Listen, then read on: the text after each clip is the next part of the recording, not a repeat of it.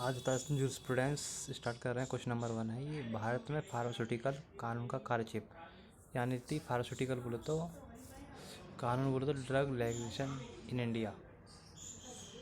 Drug legislation in India Bharat में औषधि के कानून, औषधि कानून भारत में, समझ रहे हैं ना आप।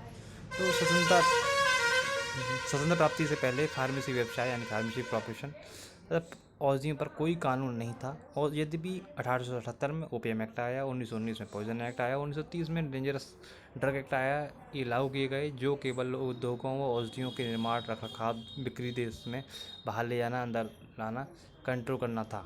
सन 1928 में भारत में सरकार ने ड्रग इंक्वायरी कमेटी या बोल दो चोपड़ा कमेटी का निर्माण किया, जो भारत में औषधियों के व्यापार ट्रेड के लिए बनाई गई।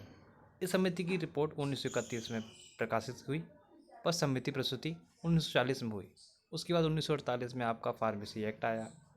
उसके बाद इस कमेटी की आवश्यकता रिकमेंडेशन निम्न है, जैसे कि ड्रग फार्मेसी को नियंत्रित करने के लिए सेंट्रल रेगुलेशन बनाए रखा है। उनकी निर्माण विधि संयुक्त रूप से बनाई जा रखे। ड्रग एक्ट, फार्मेसी एक्ट अलग अलग रहे। औषधियों का निर्माण हेतु सभी राज्यों में टेस्टिंग लेबोरेटरी बनाई जाए। भारत में ड्रग इंडस्ट्री का निर्माण हो।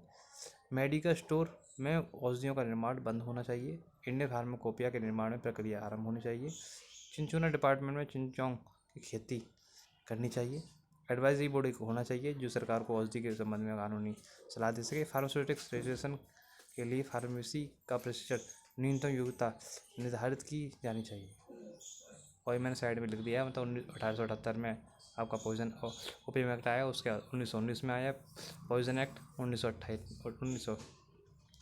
1928 में आया आपका कहूँगा 1928 में चोपड़ा एक्ट।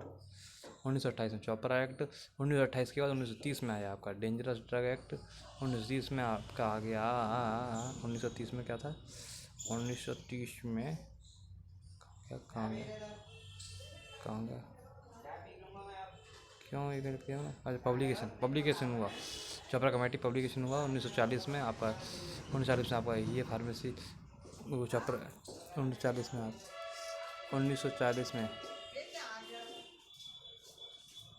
1940 में प्रकाशित हुई। अच्छा, रिकमेंडेशन हुआ, सॉरी यार। 1948 फार्मेसी एक्ट आया। मतलब ये 3-4 हैं वो तो आपको रटे हुए हो। 1878 में ओपीएम एक्ट, 1919 में पॉइजन एक्ट, 1928 में चोपड़ा एक्ट, और 1930 में डेंजरस ड्रग एक्ट, और 1948 में फार्मेसी एक्ट। ठीक है।